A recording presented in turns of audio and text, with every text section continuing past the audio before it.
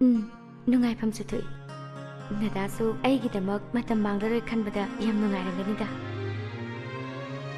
ꯃꯥꯒꯤ ꯄꯨꯟꯁꯤꯕꯨ ꯀꯟꯅꯤꯡꯉꯤ ꯑꯗꯨꯅ ꯑꯩ ꯃꯉꯣꯟꯗ ꯑꯃꯨꯛ ꯍꯟꯅ ꯌꯦꯠꯂꯔꯣꯏ ꯀꯩꯅꯣ ꯅꯪ ꯉꯥꯡꯂꯤꯗꯨꯕꯣ ꯌꯦꯡꯕꯤ ꯑꯗꯨꯝꯅ ꯄꯨꯛꯅꯤꯡ ꯍꯟꯊꯒꯗꯕ ꯅꯠꯇꯦ ꯄꯣꯖꯤꯇꯤꯚ ꯑꯣꯏꯔꯕ ꯄꯨꯟꯁꯤ ꯀꯌꯥ ꯑꯃ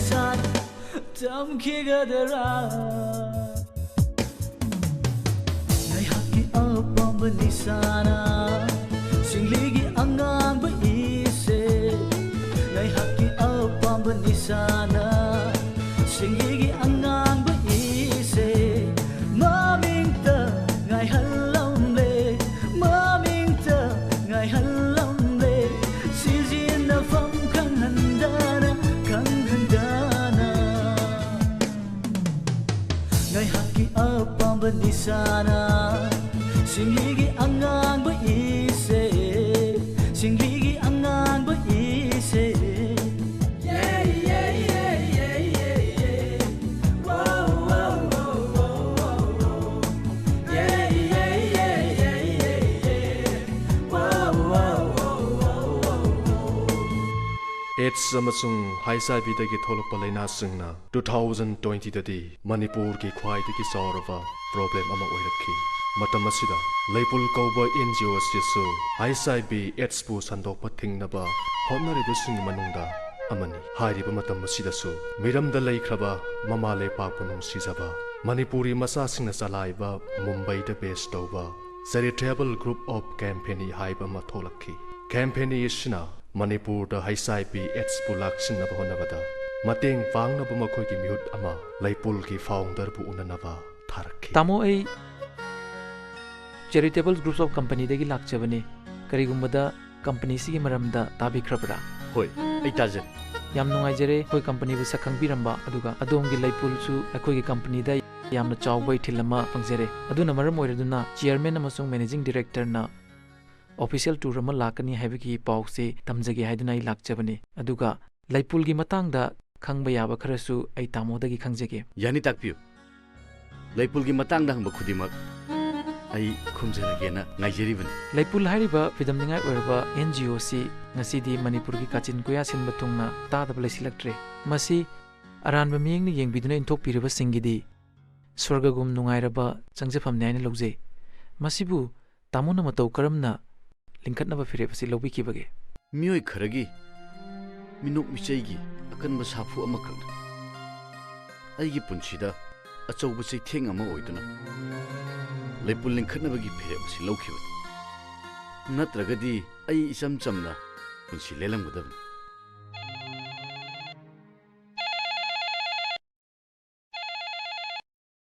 Hello. ima aine Haima. Imo sauba. Kaidawre? mande numita ayumda soidana tholani Haima. Angawbasidi nangbu kadai dano lamga yam koiru khini haidaine. lambudi koye khanmane ada kaigino khangde chumde yam thoning lakpai wani tholake koi ma Lao. Nang laaga ne ima ga ngangna ga dawa wayam leiko. Nang bhap taw ko. Nanaw nupana bagal lokhat khini ko nang. ye adudi bebar kai ba thokani dana hayudana ima Manaw nupana bebhar kai ba thokta na ba ima loina silamage ko. ye ngai khoi ma madugi matang dumadi nachagi kota oijage Thamo. Yare. Thamo. ngai khoi ma thamkhino ba ayuk jing marketing chatoini imagi kari leiro haino pa mama hairo ba Ima gi diga sulai birakano. Ado nang nasanupigi kaino apamba mahangaga magi kainom leibira udana. eh khonu sidoi leibro pailo ne Pahelake laye. Bema. Kay hagi ma? Nabunggi phola in hey. Ha, tamo chogi phone. Hello, tamo cho. chattombi tamso imphan tholani nangi pa mama hairo ibirake Tamo cho, ai di kay ta pamde. Bo mobile phone do. Adu am tak ne biro. eh atangbudo aduna kaidongna doiba manipurdadi noigumba inkhalakpa nupi macha nupa macha singsina kana khraba mobile phone si sana potkum phagi ta haleine chumra Ai di phagi gi nati. Ai di darka yam leye tamo cho. phagi tawbunida isan thoibi gi bu kaidawi leiroi doino ado aiko nang tamomcha gi pau tabra aingonda sumadu ngangdo phone gamta taroktini Tamo cha do. Exam kui drena nahan phone tawra ame. phoi baba do lakpro As akhu baba na bu yum dala adi yum nishing bira di loire dana. ho thamo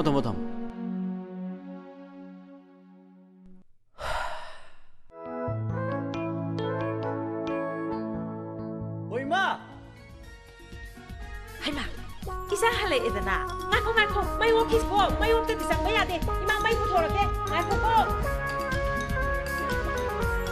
mai okta de changba yaiga yadega chanaiga chanadega ekhoi na chanabi yengingaida leinung chum chang taba mina thaka gi taba mai putoro Lang bhai saluraga ne mai wok ta basi yam phattabani.